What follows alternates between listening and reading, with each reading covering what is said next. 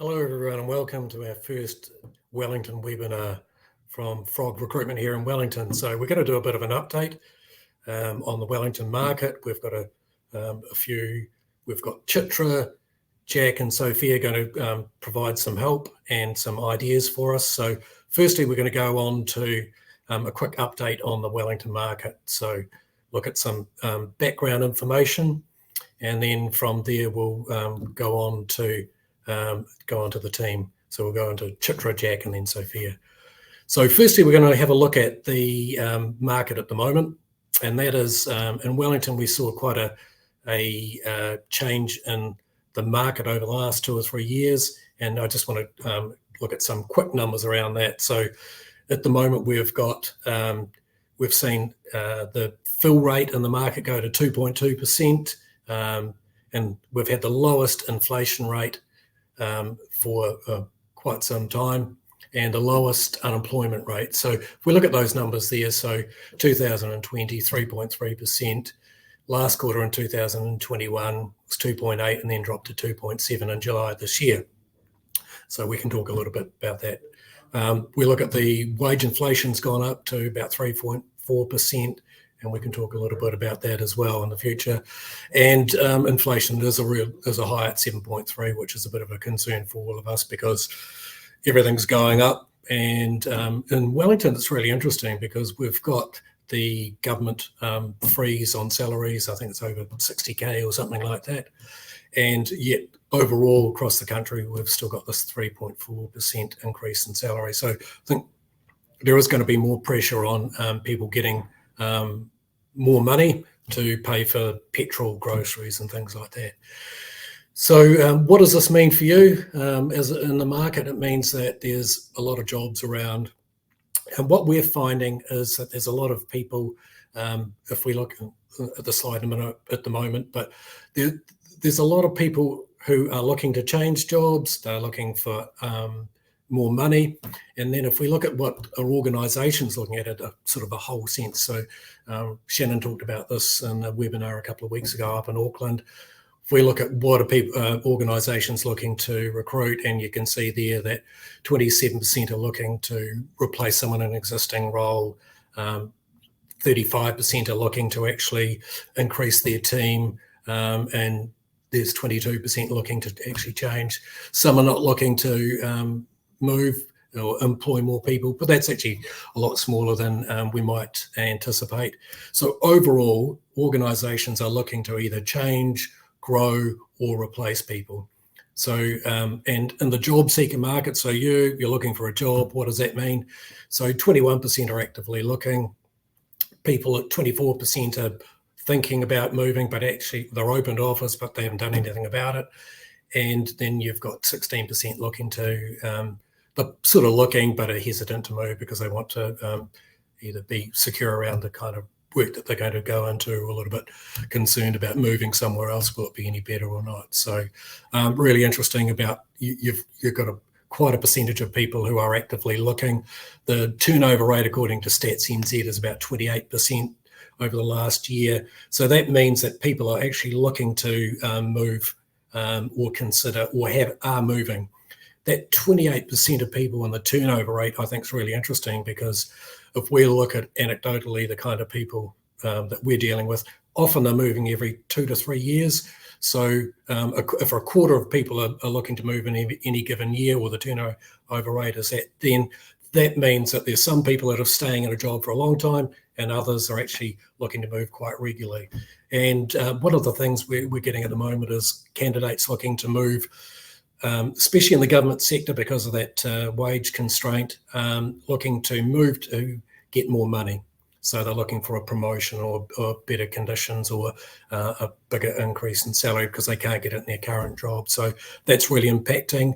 And some of the things we're seeing with that is there is some pushback from clients going, look, this person is a senior policy person. They're not ready to go into a principal role. They might want more money, but we're not prepared to take someone who's really a senior now in a principal role that we can see. We might bring them on and in 6 months' time reconsider that if they're doing a job. So really hard to get promotions from one entity into another. So just think about that when you're moving.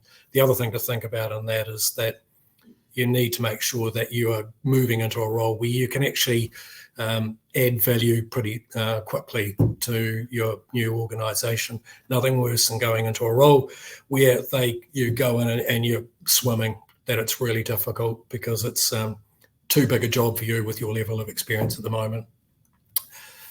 So we've also got the other conundrum at the moment about people looking to go overseas.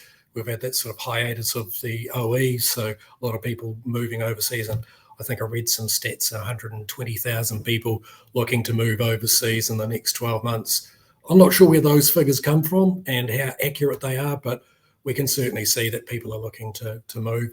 Likewise, there's still quite a few people looking to come to New Zealand, still seen as a good place to come to. I think there was 11,000 visas that were approved by Immigration NZ under the skilled visa thing just recently over the last few months. So it still shows that New Zealand's an attractive place. So we're going to get that movement back and forwards. And where that actually lands, I don't know. We can predict and put conjecture on there about what that may mean, but my crystal ball is not that great. I don't know if anyone else's. So when I tend to do those things, it makes a difference. I tend to make a mistake around it anyway. So going on to now, what are we seeing in the market? What sort of jobs are we people looking for? So we've got administration, business analysis, got a lot of work in the government sector around Crown entity monitoring, and that's at all levels. HR positions, both permanent and contract. Quite a bit of internal recruitment, and that's really a sign of the difficulty that organisations have got around attracting people into their organisation. So quite an emphasis on trying to develop and increase the level of commitment to internal recruitment to try and drive to fill roles, etc. A lot of work around the Crown, Maori Crown relations area as well. The PA, personal assistant EA space is really strong. Policy is a big thing for us, and that from seniors through to principal, really difficult to get the right kind of experience for what people are hiring managers are looking for. And the project space is really busy, and because there's a lot of things happening in the government sector, the project space is really quite dynamic. And these are all in permanent contract and fixed term roles and temp roles as well, so right across the board. So what are we thinking about in the macro level now? We've talked about, so across government and in Wellington's really dominated by the government sector. There's a lot of transition stuff going on. You've got the Three Waters, you've got the Ministry of Health and Health NZ changes going on.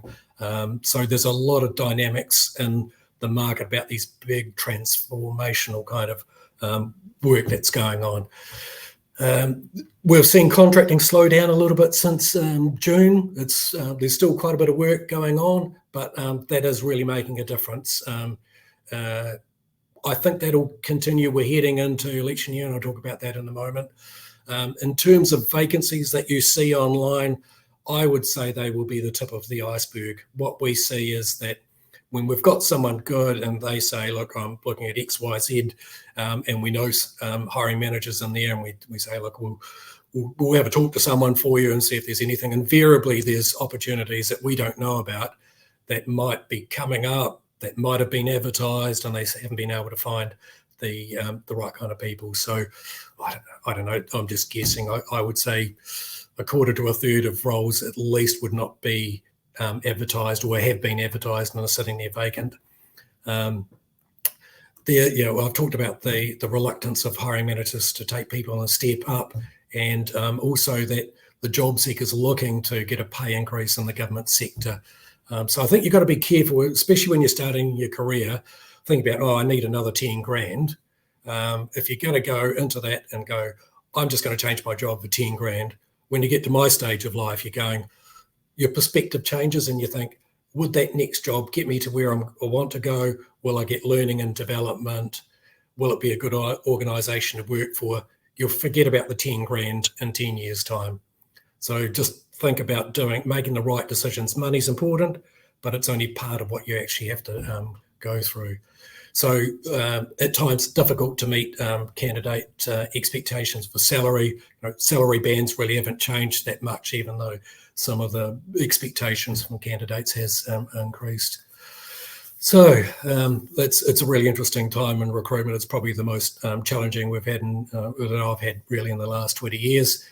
So what's happening next over the next 6 or 12 months? So we've got 3 or 4 months till Christmas, which is the year's gone really quickly. So we've got Christmas hiatus coming up. So hiring will really slow down from December through to January. There's still activities now. When I first got into recruitment 20 years ago, there was nothing happened from beginning of December right through to the end of January in Wellington.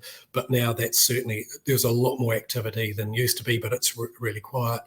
Election coming up next year, that's going to really make a difference on what happens in the market, and watching the polls, who knows who's going to be in power, and that always unsettles the employment process. So when you're going into an election, if it looks like that it's going to be the incumbent is going to get in, then it's kind of a bit more like business as usual. But if there's a lot of uncertainty who's going to be in power, whether it's Labour-led or National-led, then you have a hiatus, and that can vary. And it also varies for the amount of time it takes to actually form a government. So I won't talk too much about it. Then we've got these economic drivers going on. Inflation's likely to keep on being quite strong. Well, strong, actually, probably terrible and for most of us, for the next couple of years, 2 or 3 years, I think. The immigration thing, tourism's really interesting about how will we get lots of tourists back, and how will that impact on such areas as hospitality? Will we be able to get people on working holiday visas? And the government's made some announcements around that. So that'll be really helpful, because we as an economy have really relied on people on 2-year working visas to come in and help us out. So interesting next sort of 12, 18 months. Let's see what happens from there. So in summary, we've got these wage pressures, we've got high vacancies in the permanent space. I think things are going to be reasonably buoyant leading through till close to that, unless something happens, and who knows, through till the election. And I think essentially, if you're a job seeker at the moment, what's going to happen is if you've got experience 2 or 3 years plus in the government sector or IT in Wellington, you'll have opportunities. So be considered in your approach. Take your time, make sure you get the right kind of advice, think about where you want to go, and really do your due diligence as well. So now we're going to move on to Chitrin. She's going to go over a few things as from the job seeker viewpoint. So over to you, Chitra.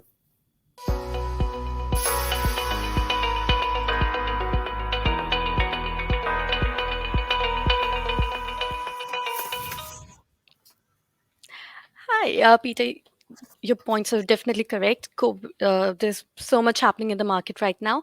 COVID-19 has affected the job market for both employees and job seekers. There have been changes in the workforce size and composition and workplace arrangements, specifically since March 2020. When we had the first lockdown, I've come across a few different surveys and noted a few things in the market myself. And the major points that I took note of are that employers are looking to hire occupations and skill sets such as tradespeople, laborers, process workers, administration and office workers, sales and marketing staff. In fact, manufacturing, transport, and logistics have had the biggest increase in salary over 2 years. With our government clients, as Peter mentioned, we have seen an increase in vacancies in the policy space, project roles, personal assistants and executive assistants.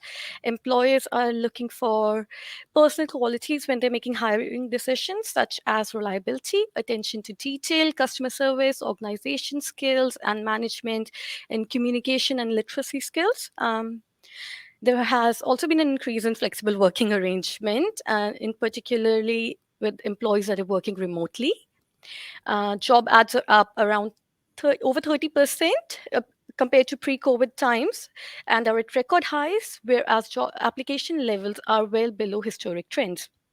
So definitely lots happening in the market. It's candidate driven, and today I'm just going to talk about four major trends that we have seen for job seekers. Um, the first is the changes in job demographics. Studies have noted that members from the Gen Z demographics, which is people born between late 1990s to early 2010s, they're rapidly joining the workforce. Some of the things that they're looking for and what employers are willing to offer them to attract this generation is building a stronger employer brand, showcasing their social impact and investing in recruitment tech like CRMs. Even government agencies that we mainly work with in Wellington have a strong online presence with every initiative, every new project being available online. This generation is digital native, likely familiar with AI, VR, and other IT trends that are impacting the workplace as well as life in general. Gen Z is considered to be one of the most tech savvy generations to date, which brings me to my second point, which is searching and technology. Nowadays, when candidates are searching for jobs, there's a lean towards applying towards companies that have a credible online presence. It's a gadget friendly economy. You can do a quick company background check on a company you've shortlisted before sending in your application or before going to a potential job interview. You can read employees' reviews about a company they're working for or they have worked at previously. You can look up salary information. You can look up a company's social media presence. In fact, nowadays companies are even posting vacancies, especially for positions that need urgent hiring on their social media channels. Next, one of the biggest changes since before COVID 19 is that employees are working from home quite often now. In 2020, COVID 19 essentially forced the forced the world to work remotely, and most workers, even now, um, look forward to continuing this setup post pandemic. It can be for various reasons, such as not having to commute, better work life balance, improved mental health, better focus, which I cannot relate to. I prefer coming into the office. Um, but this basically means that you, as a job seeker, have the option to do so if you want. Next, lastly, the biggest change would be in recent times towards the salary inflation, which we have seen. It is widespread across all industries and it will continue to increase. And candidates have the upper hand in negotiations. And my colleague Sophia will be giving you some tips later. But one of the biggest reasons is the cost of living crisis. I came across this article that said that half the people living in New Zealand are spending 30% or more of their income after tax on housing. Rent has increased significantly faster than income and inflation over the past several years. This crisis we are experiencing is driving Kiwis to negotiate the highest salary they can when job hunting, which is understandable as despite wages rising, three quarters of workers are getting pay rises that don't keep up with inflation and the cost of living. If employees find that they have less and less money left over at the end of the month, they will be tempted to see what they're worth out there on the market. And in this market, they are likely to be able to get that higher salary. It also means that you're in a position to ask existing employers for more substantial pay reviews as well as considering external moves that allow that salary hike. The difference between employers can be between $10,000 to $20,000 for the same role. So explore multiple opportunities to understand the salaries that are being offered. But as Peter mentioned, we have also had candidates wanting to step up to a senior role, but hiring managers backing off because they don't have enough experience. So yes, it's a balancing act. Yes, you can ask for more for a higher salary, but you also need to be able to show that you have the experience required for that role. And yeah, those are some of the trends that or changes that have happened, and I hope this was helpful.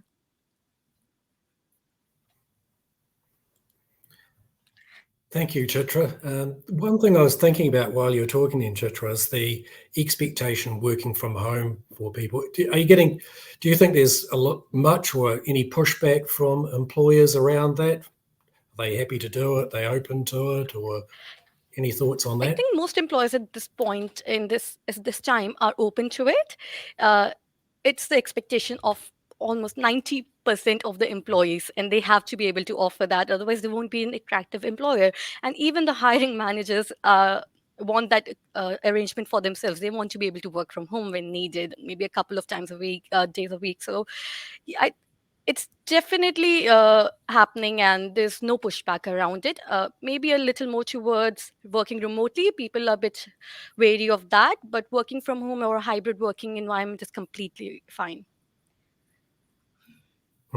Okay. I think it's certainly changed over the last 2 or 3 years with COVID. I think it's really accelerated the working from home. And prior to COVID, we wouldn't have been something that would have been high on our list when we're talking to candidates going, as we're trying to find out what they're after and any sort of background requirements that they may have. Working from home hadn't been on the radar 2 years ago. So it's really interesting. Right, now we're on to Jack. It's going to give us some points.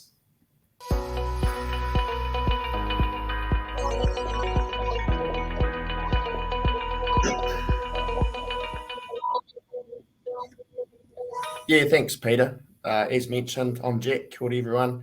And I'm currently a sourcing specialist here at Frog Recruitment in Wellington. I'm going to talk a little bit about planning your job search. So when you're planning on finding a new role, there's a few simple tips that can make the process a lot easier. Firstly, asking yourself why you're looking for a new role. Establish what exactly you're looking for. Highlighting your strengths and targeting your relevant roles. So the first thing you need to do is figure out why you're looking for a new role. What are your motivating factors? It could be you're unhappy or bored with your current role or the space that it's in. You may need a new challenge, something that's going to push you and you can develop through that. You may not quite get along with your team members or not exactly love management. So you may be looking for a different team or environment. Or you may simply just want to progress your career, looking for a step up, and you might have some goals that you want to achieve. So once you sort of establish the why, this will often pave the way in regard to what exactly you're looking for. This can be in terms of the area or space that your role's in. Originally, myself, I was in the project space, and I came across a little bit of recruitment while I was working there, and I quite enjoyed it. So I, skipped forward to now. I've transferred over to the recruitment space, and I'm really enjoying it.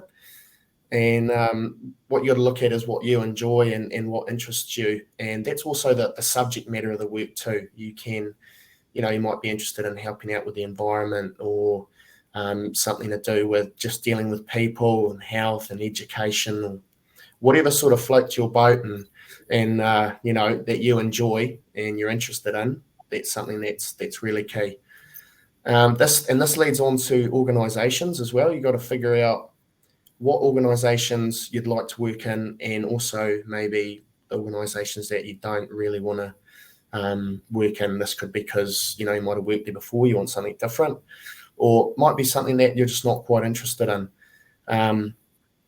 But yeah, you want to find out those organisations that you do enjoy and dig into those organisations. Look for roles in your space that could potentially interest you.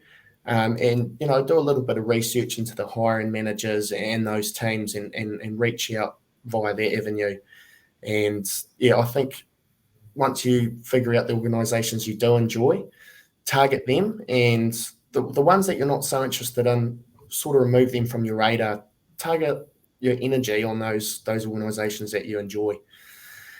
And then you've got to look at the level that you want to go in at. And it's been mentioned by Peter. If you're there's lots of cases where you're at advisor level and you're looking to move to another organisation to make that step up to, say, for example, senior. It's not always that simple. It's not impossible, but sometimes you got to look at you might need to stay for a little bit and just get that little bit more experience, or you might need to take a sideways move even into advisory level role again, and to something that you're more interested in, or might have a faster flow where you can progress quicker. You may need to go sideways to another organisation, prove yourself in 6 to 12 months, and like Peter said, then you sort of work your way up.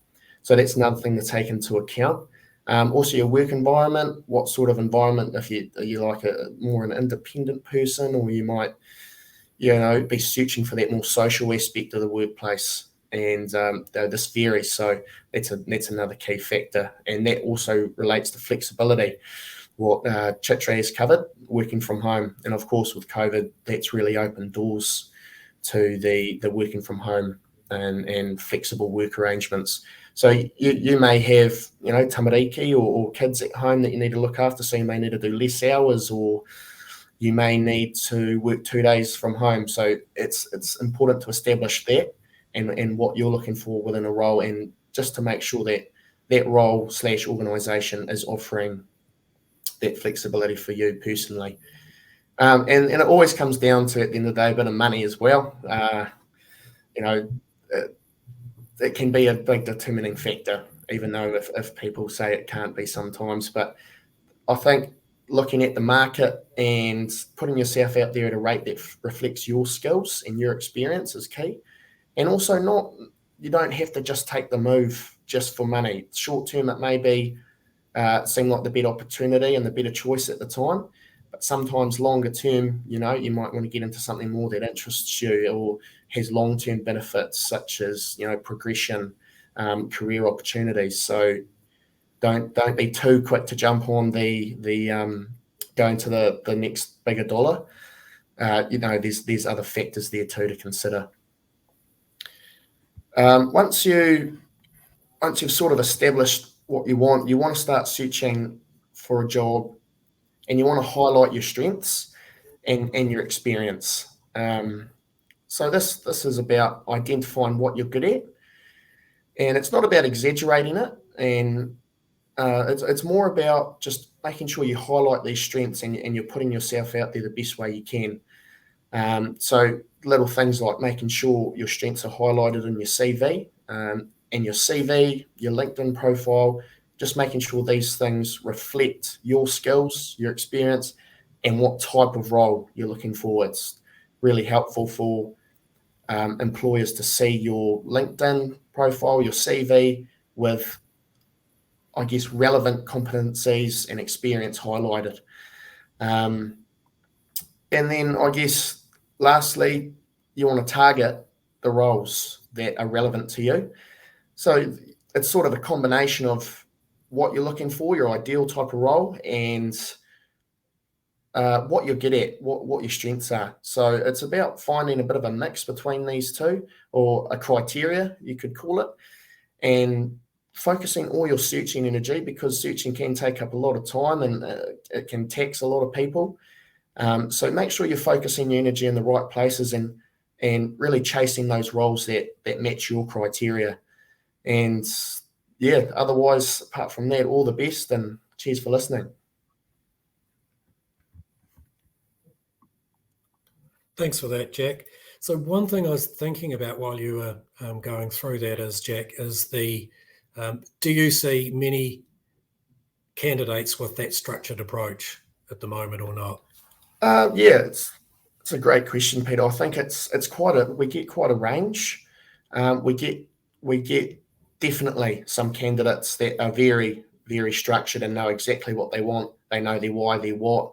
This is what they want. They want it at this rate, at this level, in this area. And that's really helpful for us because, and for them, they can obviously single out the roles they're looking for, target those roles. And if they were to reach out to us and need a bit of a hand at some stage, well, then we can be much quicker at finding those roles for them and finding accurate roles too. So it speeds up the whole process for everyone, and at the end of the day, it just makes the process a lot more effective. And I definitely recommend this to all candidates that may be searching for a role. Great. Thanks, Jack. I see we've got a few questions there. We'll come back to them after Sophia's had a chat with us. So she's going to give us some other pointers at the moment. So over to you, Sophia.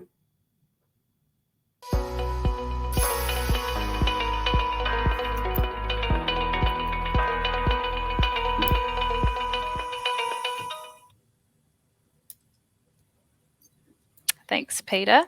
Yeah, my name is Sophia, and I'm just like Jack, a sourcing specialist at Frog Recruitment. So, one of the challenges that you'll come across in your job search is negotiation. So, whether this is salary, working from home requirements, flexible hours and locations, these are some of the things that would be good to get sorted out and agreed upon before starting a job, if it's possible. This is why we ask all of our candidates the salary that they are wanting, the hours they can work, and what flexibility requirements that they have before we pitch them to a client. Sometimes these requirements aren't desired by the client, and it then requires some negotiation. Or if you're in the instance where you're applying to a job directly, this is something that you'll have to negotiate for yourself. So when it comes to salary, we have found that in the current market, that candidates who may be less qualified are quicker to ask for a higher salary or a higher position because they know that the demand for candidates is high. But then in turn, we found that it's not often that the employer will be able to increase the budget due to company restrictions. Same goes for accepting a lesser qualified candidate to step up to a higher position early. They still have requirements for these positions in place. Therefore, if you do want to make this step up because of the inflation that was mentioned and the insane housing costs, it's important to have a strong argument to demonstrate your value to the company without coming across as greedy or ungrateful. You still want to be sincere and realistic, and you want to come across as confident and well informed. So, some things you could do: research your salary guides and bands for the different companies for the same job, and see how you match up to the skills required in these jobs. You don't want to be thinking of a number that sounds nice. At the end of the day, it's all relative to what everyone else is earning for the same job and level of experience. An even better way to do this is to ask around to people you know with a similar level of experience or a similar job, or connect with people on LinkedIn to see where they are at in terms of salary. And another one is on your Seek profile, you can put your salary expectations. So this makes it more likely for you to be approached or requested to interview for roles that match this. You also want to be reasonable and not price yourself too high, so do your market research first. You would be doing this negotiation before you sign your contract, but after you've had the time to impress the panel with your skills and experience and explain to them how your expertise can benefit the company and how you're a high value candidate. However, if you're working with a recruiter on a job, it's important to be consistent with your salary expectation.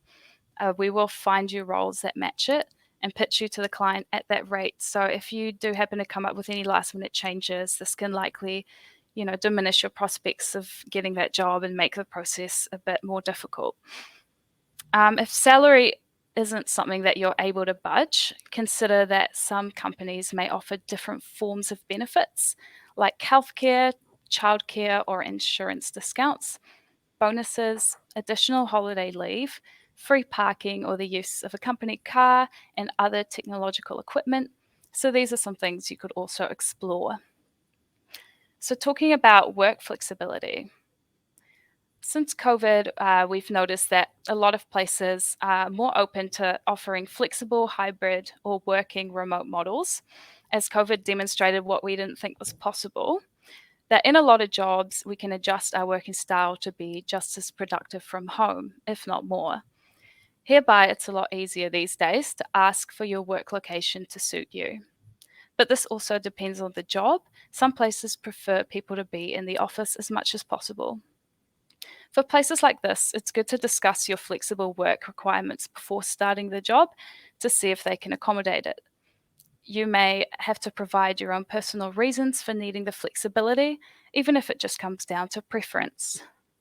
If you find that you are wanting to negotiate this after starting the job, you may have to ask for a bit of a trial so you can test how it works for you and prove that you can be just as productive working from home and get the same amount of work done, if not more, and that you are going to stay in regular contact with your coworkers and managers throughout the whole day, just as you would in the office.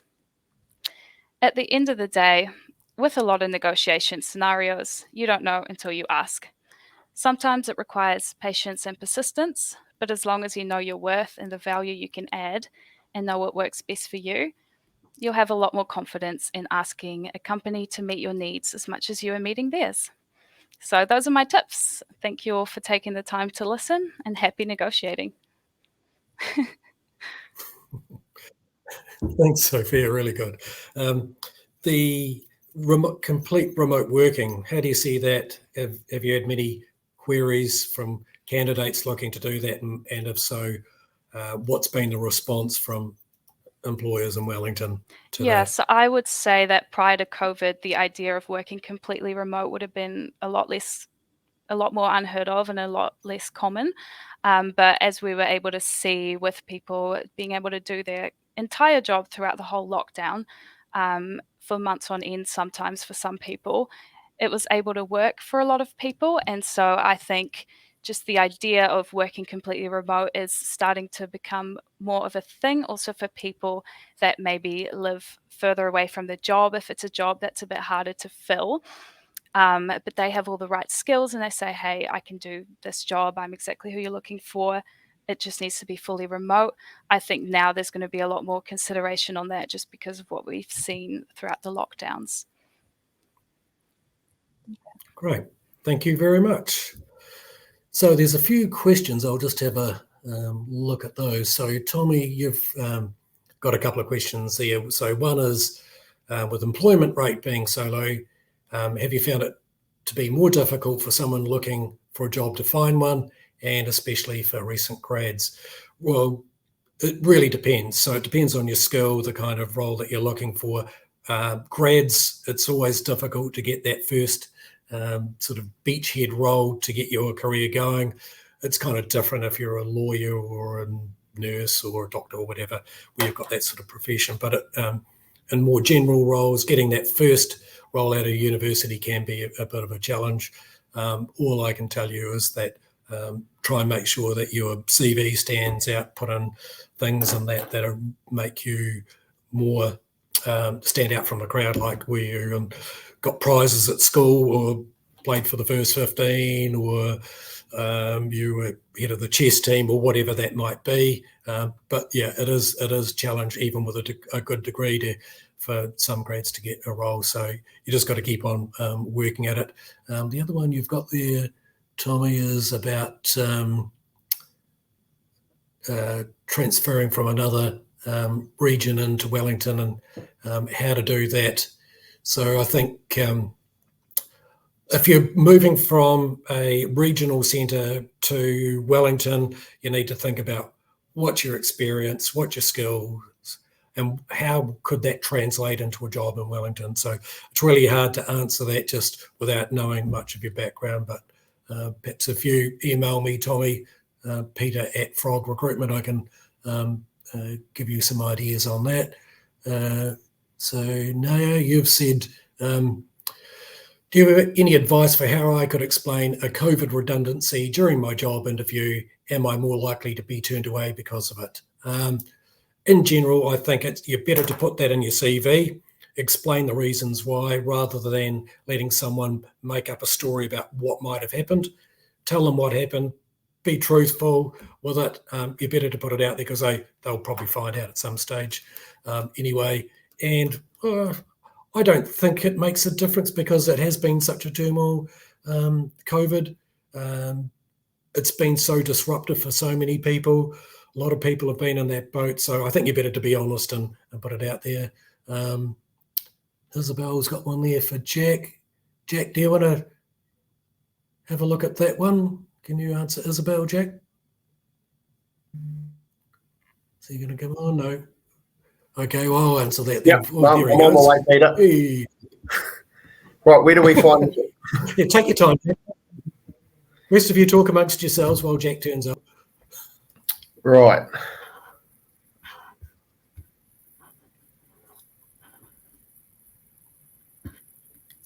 Better to push a CV or LinkedIn? What are job seekers more likely to look at? Yeah, look, I think it's not so much one or the other, but just that both they're very similar. They reflect the same things. But I think they definitely have a good look on LinkedIn. I know that we do. We do a lot of searching there. And it's just about making sure your skills stand out and you're clear about your experience. Those are the two things that, employers really look at and go, bang, okay, that's a couple of the hard and fast things we're looking at. Does this person have that? Does this person have that? It's a yes or no thing there. But yeah, to be honest, that's a tough question. Maybe Peter can elaborate a bit on that, but personally, I think it's just making sure both of them, I guess, coincide with each other and reflect the same things. But yeah, that's a good one. What do you think, Peter? Well, I agree with you, Jack. I think the two need to reflect each other. So LinkedIn's really a brief summary of where you've worked, what your job title is, and a little bit about what you did. It's only a little bit, whereas your CV's more, you're better able to personalise it for that particular opportunity and bring out more experiences and skills that are relevant for that role. So I see LinkedIn as like an abbreviated CV. If we get a candidate and their LinkedIn profile looks vastly different from their CV, we'll have questions about that. So make sure they're pretty lined up with that. And there's a question there for Sophia from Celia about pay. Well, Sophia comes up onto that one. What I can tell you is that there are online surveys that you can find. So if you go salary survey, Google that, there are organisations which come up with that. Sophia, have you got any comment on that one? Yeah, like you said, there are some websites that show you the kinds of pay that people are getting for these sorts of roles. Another one, it is quite frustrating that a lot of jobs don't post the salary. It's something that would be really helpful to know. But another thing that you could do, like I mentioned earlier, is go and have a look on LinkedIn at people who are working a similar job than you, or working the job that you would like, and kind of have a chat with them, maybe ask to get a coffee with them and kind of see what their salary range is, so you get a more realistic picture of what's actually happening in reality. And another thing you could do is call up recruitment agencies and ask them the kinds of pay that these roles are getting, because we have a lot of information about that. So that could be another idea for you. Great. Thanks, Sophia. That's really good. And one last question from Joseph. And Joseph's going, I think you must be overseas, Joseph, and you're sending your CV to companies in New Zealand by the look of it, and you're getting rejected. I think what you need to have in that is you need to understand the immigration process. You need to understand how you can fit in and work it. If we get someone who's overseas and they haven't even looked at the immigration process, that's a real barrier for entry. If we've got someone and they're already applying to Immigration NZ, or they've got a student visa or whatever, that's a lot easier, because that makes a difference, especially if you're quite a way down the process. So my advice, go through Immigration NZ first. That's the first port of call. Know what the way you can get into the country legally, and etc. So we've got one last one. We'll just do this. Dana, is it okay to tell an agency you're not interested in a position you applied for because you changed your mind? Absolutely. We'd rather know up front. If you look at it and you think, oh, it sounds okay, and then you think about it overnight and you go, yeah, nah, that's not me, then we'd rather know up front. And lastly, whoops, something's gone wrong here. Just need to get back to there. How do you handle interviewing, waiting for responses from multiple different roles? Is it okay to tell your recruiter or agency you're waiting to hear back from another role? Absolutely. We'd rather know where you're at in other opportunities. Have you got interviews happening? And also a preference of where, if you say you've got two opportunities, you've interviewed for one through, say, direct, and then one through us, but you think, oh, gee, the direct one's really what I want. I'm not so interested in that one. We'd rather know, so we can keep the client informed, so that they understand, so it's not a complete surprise when they go, oh, Dana's the one, we really want them, and suddenly you've got another job that's come out of the blue. So yeah, look, just be upfront. It's a lot easier for everyone. So that's it from our first Wellington webinar. My goodness gracious, boy. I'd like to say the team were really happy and enthusiastic and supportive of doing this, but they have been bricking it really, but I think they've done wonderfully well. I've had to bribe them, of course, as you would well imagine. So really appreciate that. I'd like to shout out to a couple of special people who have attended. Jack's mum and dad in Carterton. Kiri, Sophia, your mum says hello. And Chitra's mum says hello as well. So thanks for that. Alzaria's supposed to be here, but she's got a bit of an emergency going on with a child being sick. So we hope that she's going to be fine. So thank you very much. And one last thing, I want to wish Wairarapa Bush and Jack a good game on Saturday, playing Poverty Bay in Gisborne. So I'm not sure I'm supposed to say this or not, or whether it's appropriate, but go the Bush, go the Bush. So thank you, everyone. Have a great weekend, rest of your week. If you want to know anything, just drop us an email, give us a call. Thank you.